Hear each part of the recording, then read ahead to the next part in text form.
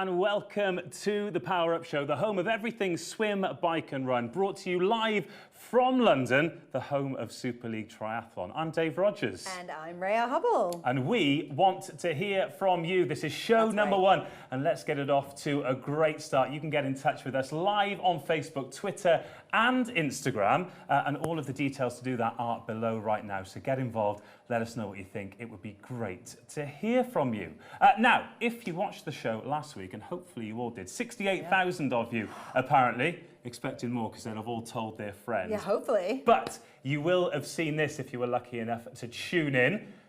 And which brings us to our very first special guest. Throughout, we're going to be talking to some brilliant people, the first of which is the peddling Picasso himself. Plenty more nicknames, and we'll find those out as time goes on. Anthony, welcome. Great to have you here.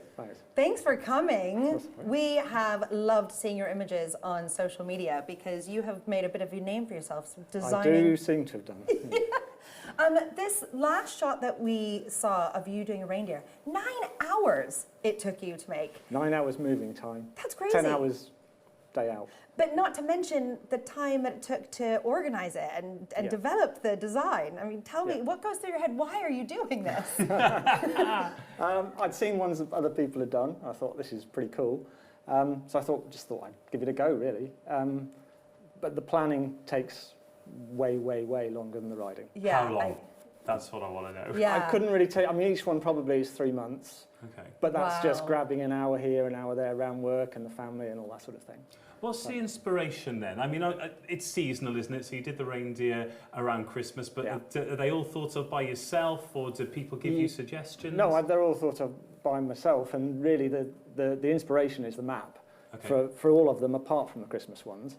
It's a case of looking at the map, and it's like spotting pictures in clouds. Here are some more of the ones you've done. Yeah. Talk us about this one. This one, this was in Leeds, and I just found it and found the face and thought it looks like a Yorkie Terrier. Then everyone said it was a cat, but I guess it's in the eye of the beholder. You've said a Yorkie there. I think a Yorkie chocolate bar would have been a little bit easier, straight up and down. So what comes first, the idea or the location? So you've done one in London, the Yorkshire Terrier was up in Leeds, you've been to Nottingham and Birmingham, so what order do you do it all in? I just look at the maps until something jumps out at me, really. Okay. And if something doesn't jump out, then I'll just try another city. And I found they have to be cities. I was going to say, that must be actually a talent in itself, because, I mean, people who know me will know I have zero sense of direction. So to look at a map and then see an image come out is really cool. It's like looking at clouds, and it's, you know, can I see a picture in that? And normally it's, with the faces, it's, you know, I spot a nose. And, you know, so do I find some eyes, some ears? If I can't, I can't. I move on. Come back to it another time. Do you remember those magic eye things that apparently if you got closer to them that you'd see it changes the, But if you turn the aerial photograph on and off, so you switch between that and the map and rotate it and do all sorts of, then things jump out at you differently. I know you're very secretive about your projects and you don't like to tell people what you're going to draw, but are there any cities either in the UK or the world that you'd love to go to? I'd love to do some foreign ones. Okay. I'd love to do some foreign ones. And I think American cities would be quite interesting and present a different challenge because of the grid street pattern. Definitely. But in this country, I haven't done Manchester, I haven't done Newcastle, I haven't done Glasgow or Edinburgh. I mean, there must be loads of plases. So watch this space in terms of places. If you're watching anywhere interesting around the world and you would like to invite Anthony to your city to do a drawing, I'm sure he'd love to take you up on your offer. In fact, aren't the World Championships are going to Glasgow in a couple of years' time, so maybe you might just get an invitation.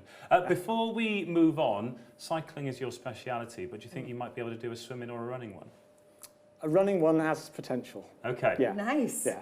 That's a lot of hours, though, isn't it? Well, it would have to be much smaller. But the running gives you the... Swimming would be hard. But people do them. Do they? They do, yeah. I don't know how they navigate. I don't know how they do it. But running, you've got a blank canvas if you're doing running because you're not tied to the road pattern. So you can draw almost whatever you want if you can figure out how to navigate. Yeah.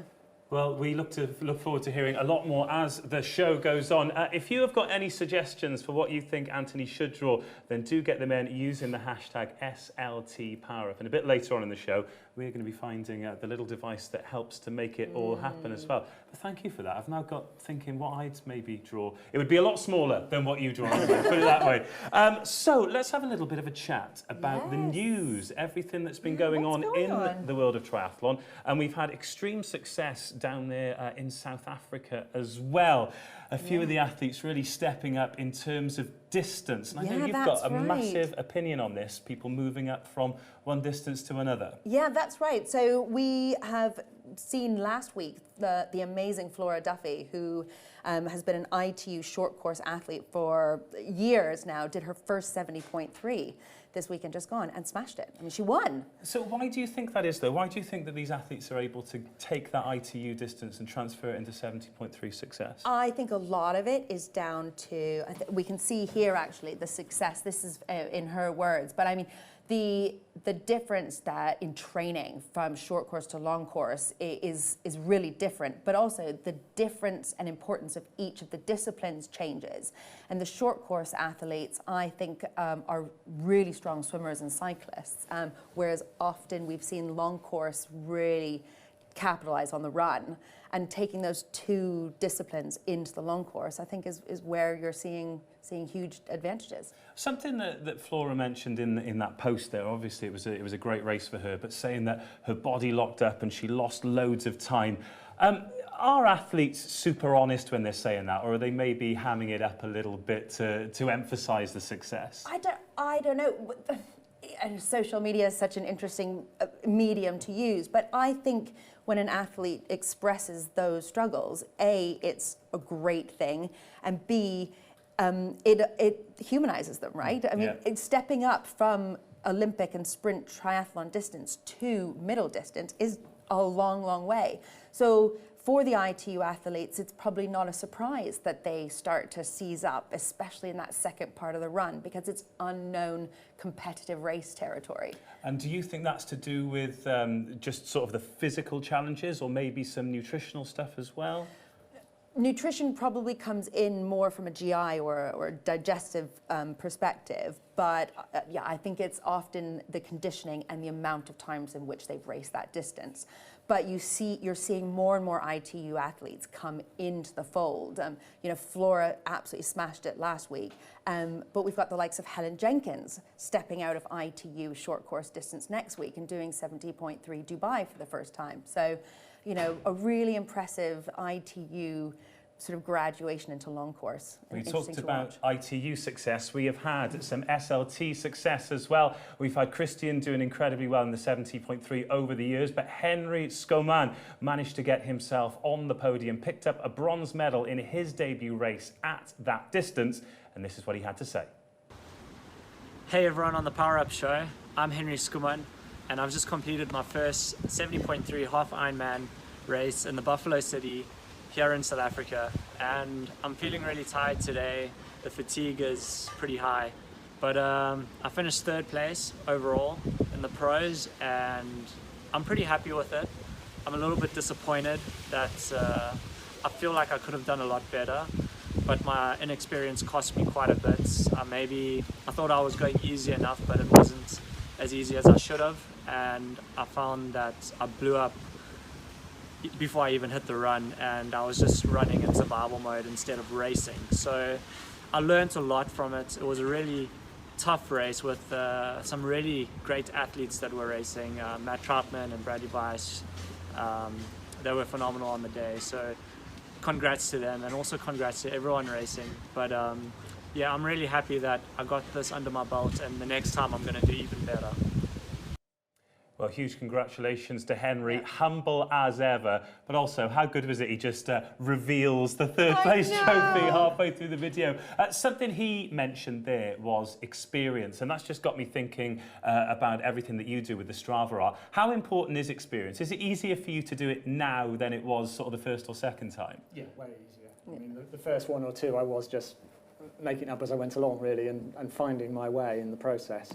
I think I've got it down to an art, I suppose. A Picasso art. Well, that brings us nicely on to the social media section, actually. Before we have a look at what's been going on in the world of triathlon social, quick plug for yours. www.peddling-picasso.com. The peddling Picasso is a legitimate thing. Okay, well, let's take a look at what's been going on in the world of SLT social. First of all, the SLT physio, Brad Beer, seems to have disappeared off the face of the planet. We talk about warm weather training. He's taken it a little bit too far, I think. Oh, my crikey. God. I think it probably indicates how hot it might have been out there. Do you rather do yours in the hot or the cold, Anthony? The hot, definitely. Yes. Yeah. Fair weather cyclist, fair weather triathlete. I mean, I've been in runs like that where you run and it's so humid. I mean, I've never done one of these pictures to indicate how bad it was afterwards, but this is something else, isn't it? To be honest, that's what my stool looks like under this. I'm always that kind of level. Yes, it But good does. to see the Super League family involved as well. Brad is, of course, the SLT physio, but we've got Felicity Sheedy Ryan commenting, and we've got Ollie Turner involved as well. We are one big happy family at Super League Triathlon.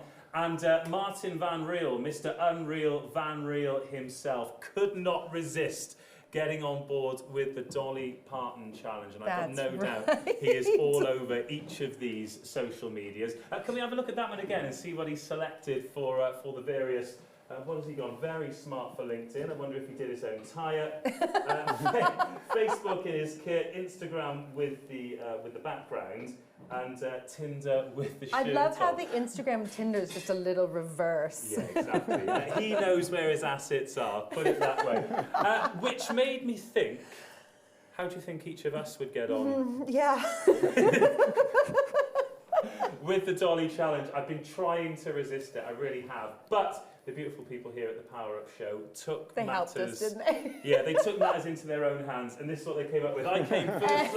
Hey. LinkedIn. I love your LinkedIn shot. This is lovely. How proud you look and smiley. Do you know what? That was a little bit earlier on this year. That was in Dubai. I very rarely get the chance to put a suit on, but yeah, it was nice. And I was breathing in, because if I hadn't, I might have knocked out the cameraman with that button. But Raya! Oh, I just knew that you would get in on this. Talk us through those pictures. So obviously Team Kit here for LinkedIn, trying to look super pro and styling. Actual Facebook headshot. And my Instagram shot. And then when I saw the one you chose for Tinder, I actually swapped it out to this because I felt like we needed to go far. Anthony, I'm not saying that using those pictures for Tinder is devious, but if you get like a dog or anything like that, oh my God, is that your dog? Yeah, that's definitely my dog. I love looking after dogs, cats, pets. Are you saying that wasn't your dog? No, Just some random dog. I borrowed that dog. That was Rufus, the Prince of Hearts. He is a beautiful, beautiful dog. However, as our guest of honour, our first ever guest on the Power Up Show, we could not leave you hanging. So these are yours. Dolly Parton challenges. Do you think we made a good choice in those? Let's have another look at them again, please. Which ones have we got there for LinkedIn? We've got LinkedIn is the reindeer I did in London just this Christmas gone. Facebook is the Yorkshire Terrier in Leeds. Instagram is Santa from last Christmas. And Tinder is the man in Nottingham. I'm not saying... So what you're saying is Nottingham's a Tinder hotspot. That's... Absolutely no idea. Which of those was your favourite to do, and which was the most difficult? My favourite, and it's always been my favourite since I did it, is the Santa. Yeah. It came out so well. I was really pleased with it. And it was also quite short. Compared to some of them, it was 50 miles or something. Oh, so. Just 50 miles. Easy, no problem. The first one I ever saw of yours was your snowman. I loved him. The snowman is the one that sort of got me out there, really. It just took off. I think it strikes a chord. How would you feel about people taking your maps and having to go themselves? It's out there, so it's fine. I mean, do it. There's one I did in Sheffield of a man holding his thumb up, and I know a couple of runners have done that one because it's quite short. Okay. So they've already done it. Gosh, that kind of puts us cyclists to shame, doesn't it? We get proud of ourselves for doing a cycle route, and they go off and run it. Yeah. So maybe you could use that as your actual winter training instead of the fake winter training you do. Speaking of winter training, let's take a little look at some of these. Those of you that watched last week will know that I really hammered Raya for going out to the sunshine. I need the sun, but look at This is winter training. Would you go out and do some Picasso peddling if these were the conditions under your wheels? I would struggle in these conditions. But I mean, the Christmas ones I've done have been cold and wet. Absolutely amazing. These are photos from the Alaska Triathlon Club, and these guys take it incredibly seriously. Which brings us on to our next guest, who'll be joining us live from Alaska very, very soon indeed. He is part of the Tri-Flake Triathlon, and in fact, I think we're going to join him right now. Yes! Hey! Oh, it's worked. Jason Lamoureux, how are you? Doing great. How are you guys doing? Fantastic. Just to check, I can hear you, Dave. We've got Raya here, and we've got Anthony. Hey, Anthony, Jason. have we got a set of headphones for you? Can you jump on as well? Yep. A few intros. So Raya and I, we met you last week, and Anthony is the peddling Picasso. If you've never met him, make sure you search him out. He's a great guy who does great things. Speaking of great guys who do great things, for those watching at home, tell us about yourself, what you do. I've been racing triathlons for probably 21 years now.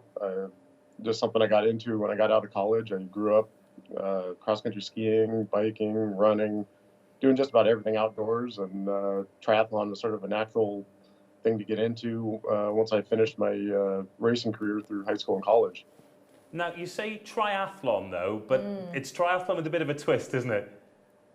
I do all sorts of triathlons. Generally, it's the traditional summer swim, bike, run format, whether a mix of on-road and off-road triathlons. I've done a lot of the Xterra races and all the way up to the World Championship level, just as an amateur. But then the winter triathlon's a relatively new thing for me, and just been trying to develop the sport up here. And Jason, based in Alaska, where it is definitely colder, definitely than where we are, I'm assuming you probably have to adapt the sport a little bit differently. I mean, tell us a little bit more about how triathlon in your winter is run.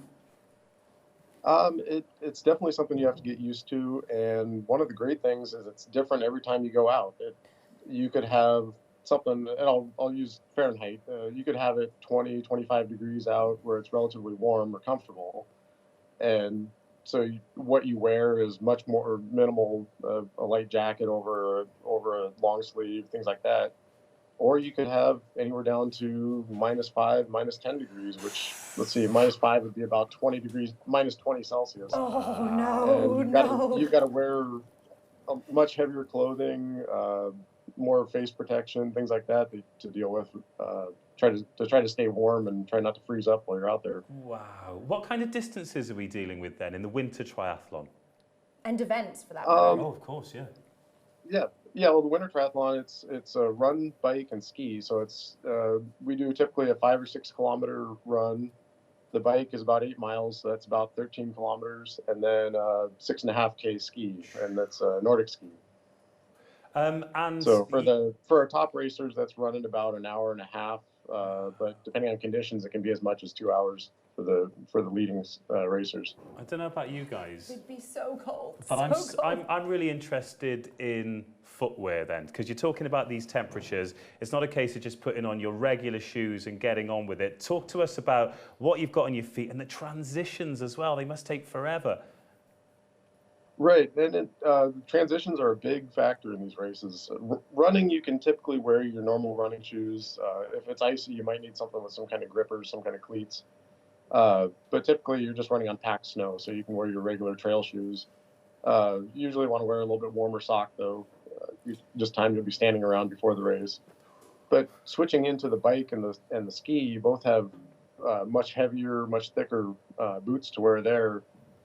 And there's a lot of factors that go into it to try to keep those things warm before you even put them on, because putting on a frozen boot is difficult to get on to start with, but it's not comfortable to race with either. So people use hot water bottles that they stuff down in them. They use chemical hand warmers or toe warmers, and lots of inventive ways to keep things warm and loosened up. So many challenges. And it changes so much. Jason, just the last question: Who wins the race normally? Really, it's a mix. It depends on what the conditions are. We've had people from Olympic skiers, Holly Brooks, who's a former U.S. Olympic skier. She won it last year. To people that are stronger in the multi-sport, more in the traditional triathlon format, we had Brent Lowen and Stephanie Arnold won this year, and they also won the first year we had this race when we had about a foot of new snow overnight. So more running was a bigger factor that year with the heavier snow and slower conditions. Well, Jason, we really appreciate you taking the time to join us. Before we let you go, can you just tell us sort of what is the main event that people really look forward to in the winter triathlon calendar? And also, how can people get involved, whether it's coming to watch, or could Raya, for example, as a Canadian, come over and compete in some of the events? Sell us winter triathlon. Right now, there's actually only 2 USAT sanctioned triathlons in the U.S. I know there's other similar races across the country. There is a world championship for it. I'm not sure exactly where that is this year. Really, they're open to anybody. Any races I know of, if you want to join in, we have people that, like I said, from Olympic athletes down to complete beginners. We had a couple women this year that had never snowbiked before, yet they jumped into a race like this at around 5 below 0 degrees and just decided they wanted to do it for the fun of it. Well, they are a lot braver than me, I'll tell you definitely. that. Jason, thank you so much for your time. Anyone who wants to get involved, follow this man. And it is, just so I'm sure, it is the Tri-Flake Triathlon, yeah? Correct, that's correct. Tri-Flake Triathlon, look it up, and if you are brave enough, give it a go. Thank you very much, mate. All the very best with that. Bye, Jason. His house looks an awful lot warmer than the race itself. How good does that sound, though? You've got to be brave to give it a go. Sounds to me like the kind of thing that once you give it a go, though, absolutely addictive. I have no doubt. I have no doubt. I think I'd have to get over that fear of going back to the cold. I mean, they deported me from Canada for being such a wuss, so I don't know if I could do it. Would you have a go? Not as cold as that. No.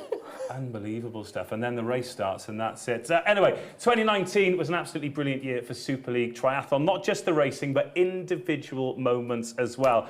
I went to a couple of the championship events, the one in Jersey and the one in Malta, and Malta came up with many highlights, including this. And he takes his shoes out of the water and gets the round of applause, gets the yellow flag, but it can't be said that he hasn't done everything he possibly could to stay in this race. So well done to him. Oh, I looked up and saw the clock was at 1:22, so made a little stutter and then decided if I want to do the swim, I may as well just go with the shoes. Go ahead, what? Well, you've got to tell us, because we're all waiting to hear, how hard is it to swim in your shoes out there? Oh, that was brutal.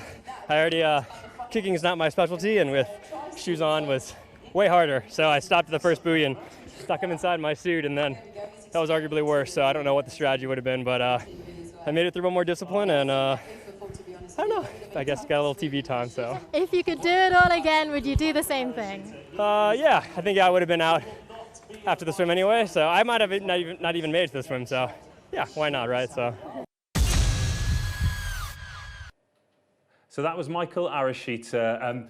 Just a little bit of an explainer for that one. If you are 90 seconds behind the leader at any point in Super League Triathlon, you are ejected from the race, hence the yellow flag being held up, and Michael Arashita's race was over. He was pretty close to the line, so thought, I'm just going in the drink in my shoes. And it was a brilliant moment. One of the great things about Super League Triathlon is it really does allow the athletes to express themselves. You find out a lot about their characters. Speaking of characters, he decided to use that as a literal launch pad for the Arashita Challenge, challenging anybody who thought that they could better his event, or better his shoes in the pond. So let's see the winner. Creative as ever. This is Jacob Raymer with the Michael Arashida Challenge, Texas edition.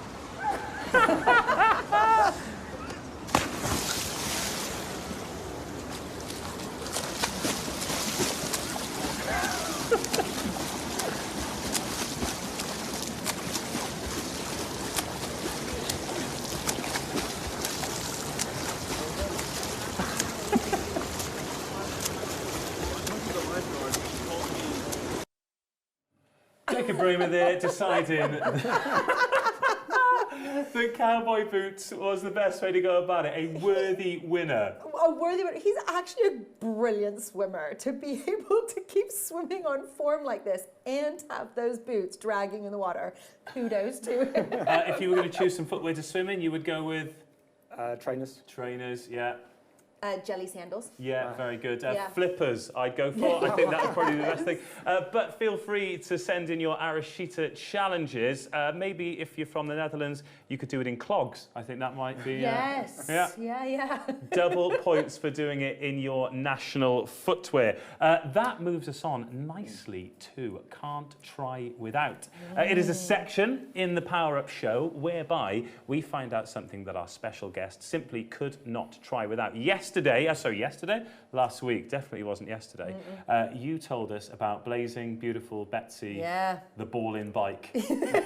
Pretty close, yeah. What's the actual name of Betsy? Blazing Betsy, and her full name has escaped me for the moment, but because Instagram named it, but it was like Blazing Betsy, mother of Miles, something badass. It's just amazing. So Blazing Betsy was our first try without it, but now Anthony, you have brought the thing that you couldn't possibly try without. This is my Wahoo Element Bolt, my GPS computer, and when I do these drawings, essentially I create it as a GPX file, load it up to this, and this gives me my directions as I go, so I would struggle. And tell me, obviously it's amazing because it's helping you now, but did you go from this computer to another one, or did you start designing these routes completely from scratch, another variation? I was doing them completely from scratch to start with, and I didn't have this. I would record them on my phone, on the Strava app, but to actually navigate them, I was printing myself huge lists of directions, like sheets and sheets of turn right after the home base store, and then go to the third roundabout, take the second exit. So they were. Did you ever go wrong by doing it like that? Yeah. I did. There's 2 elephants in Birmingham. It's the only one I've had to actually start again, and I'd got I don't know 20k in or something. Oh no! And I just completely knocked it up and had to can it. What now? I love the Element Bolt because I'm also a user of Element. What is it that you absolutely love about it? Is it the hardware? Is it the software?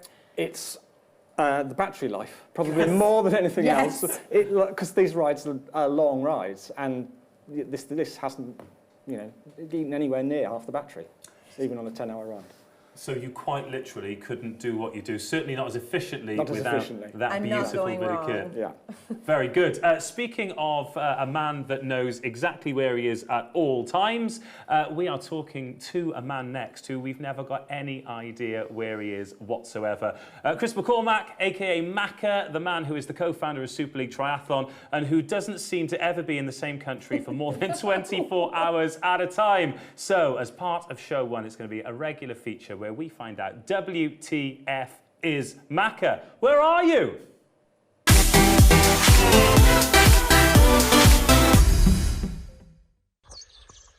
Well, WTF Macca, you're never going to guess where I am. I'm in Rwanda, right? Off to see the gorillas today. In the background, I'm in this place called Akahora Soha, which is right on the base of the Volcanoes National Park, which is right on the base of where you trek up to see all those silverback gorillas, which is a thing I've wanted to do my entire life. We're going in, trekking an 8-hour trek today with a lot of the rangers, and I'm here to prepare a lot of these remarkable rangers here in Africa that do a lot of conservation work for the London Marathon. For 12 of these lucky rangers, they're doing their first marathon. First time for many of them to ever leave Africa and compete in the London Marathon. So we're on a 5-day running camp.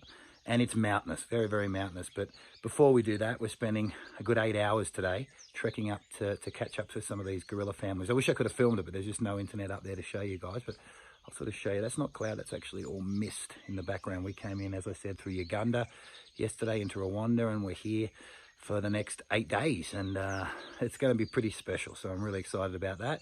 The show last week was amazing, guys. Power Up, our first one, and this is the first real official one. It's great to be over here in Africa. So much is happening in the triathlon world, which I'm sure everyone's going to talk about today. But being in Africa, we got our 2 superstar male athletes that compete out of Africa. Richard Murray, who I saw has gone to training camp with the Dutch at the moment and left South Africa. But Henry Schoeman did his first Ironman 70.3 literally 5 days ago, just as I arrived here.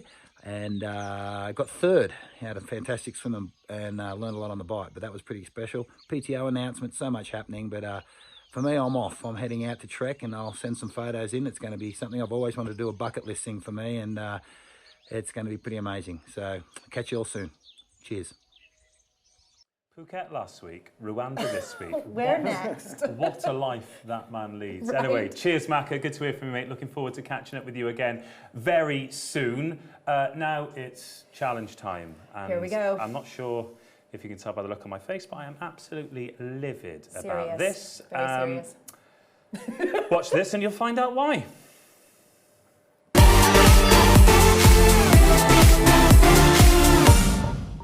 Okay. Are we ready? Yeah. Are we steady?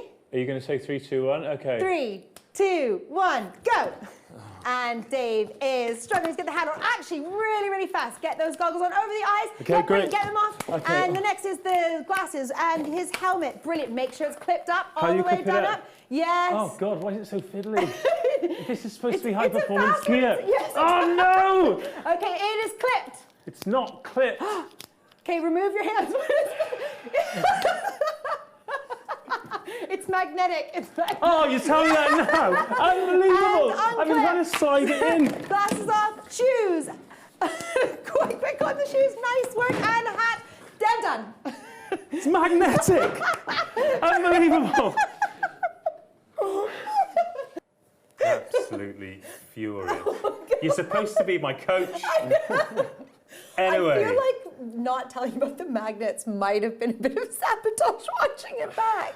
So, everyone's going to do that challenge. We've set ours. Anthony's going to do his, and all of our guests are going to take part in it, and we're going to have a leaderboard that, surprise, surprise, I am currently bottom of because I completed the task in 37.63 seconds. The only way is up, my friend. I will not be wearing the grey jersey. You went after me. I did. And full knowledge that the helmet was magnetic. Yes. And yet... How do you think you got on? Not as well as would have liked. Okay, let's take a look. How did Raya go?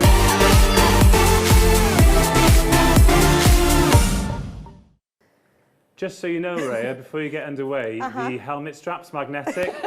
Thank you. That might be of huge help to you. Are you ready? Ready. Did you deliberately match your socks and your swim cap? Yes, maybe. Team socks. Respect. Okay, 3, 2, 1, off you go. See, this bit's easy. That just goes on. There's a little fold in it, but I'll let you get away with it. Come on, go, go, go, go, go. I want a good time here. Somebody's got to do a good job, and it wasn't me. Oh, that is serious skills bonus point. It's hard, isn't it?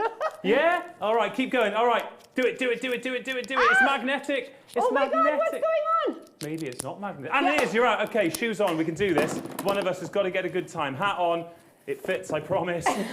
And shoes on. Stop, stop, stop, stop, stop the clock. What's the time? Oh, no. What is the time? That's the question. Do you think you went slower or faster than me? I think I went faster than you. What I will say is I was very briefly top of the leaderboard by virtue of the fact that I was the first to do it. I completed it in 37.63. Raya completed it in 27.64, a full 9.99 seconds quicker. But the worst is that I told you it was magnetic, and I have raced in that helmet so many times that I still couldn't do it up. Anthony, you watched that car crash. And you had to go yourself. How do you reckon you went? Not too bad, but I've never put a swimming hat on it in my life. Really? It was amazing. Because you're already ready for the water, isn't it? Yeah. I have your time here. In fact, Ray, you can put ours up on the leaderboard. I have Anthony's picture, and it's got the time underneath it, and we're going to find out exactly what it was now.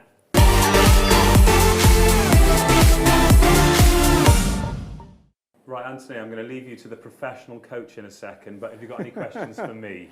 Don't think so. Okay, mate. Raya, over to you. All right, Anthony, are you ready? I'm ready. Are you steady? I'm steady. 3, 2, 1, go! Believe in you, buddy. Okay, first time he's ever put a swim cap on. That I can tell. Oh my goodness. Do you remember the movie Coneheads? Goggles over here. Okay, that'll do you. Yes, Come on, here we brilliant. go. Excellent. It's back to the box. Now we are getting our glasses on. Oh, nice and slick. Can he put that helmet lock on? Seems Yes. When it works, it just Slide works, it out. you know? Yes, brilliant. Okay, both off. Hat first, and then slide those trainers on. Ooh, controversial. What happened? And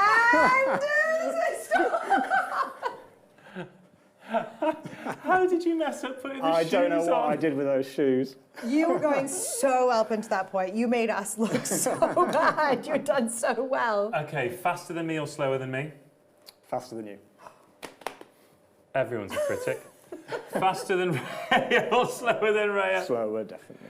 You completed the challenge in 32.23 seconds. Yes. Takes you to second place overall, first place on our guest leaderboard. So at the moment, gold, silver and bronze provisionally. It's Raya in gold, Anthony in silver, me in bronze. Hey, that looks like a podium to me. But if you are watching at home and you would like to do the challenge, then please do so. Just make sure you tag us using the hashtag SLTPowerUp. It's something you can do at home. As you can see, all you need is a swimming cap, goggles, helmet, what else? Sunglasses, pair of trainers and a hat. That's all you need. You do your transition, you set your clock, get it in, and if you send a video in, I will do my best to make sure it gets on the show. It can't be any worse than me. It literally can't. Just check how the helmet clips up first. Or if you've got a professional coach to you, don't maybe... listen to her. I'm still absolutely fuming. I can't believe my sabotage didn't even work though, because I still messed up so much. But before we go, I think we have one more challenge, don't we? Go on then. I think we should get Anthony, if you will accept this challenge, to try and do the Super League logo. I'll give it my best shot. What do you think? Oh, that'd be amazing. Yeah? And will you come back to tell us how you've got on? Yeah. I think it might have to be one that I run, not cycle. But we'll see. Difficult to find those. You can swim it, you can cycle it, you can run it. As long as we get our Super League logo, we'll be happy. Oh, that'd be great. Well, thank you very much for joining us. It's been an absolute pleasure. And just one more time, down this camera, tell everyone where they can follow you and where they can find out a lot more about what you do. I'm on Strava, I'm on Twitter, and I've got a website which is www.peddling-picasso.com. Brilliant. The peddling Picasso himself. Thank you for joining us, and thank you to Jason joining us live from Alaska as well. Our next show is on the 11th of February, same time, same place, and I will have been practicing putting on swimming caps and helmets from now until then, hoping beyond hope that you give me another chance at the challenge. And me. Any messages for the fans? We can't wait to see you next week. It's been an absolute pleasure. This has been show number 1 of the Power Up Show, the home of everything swim, bike, run, and cross-country skiing now as well. See you next time. Bye-bye.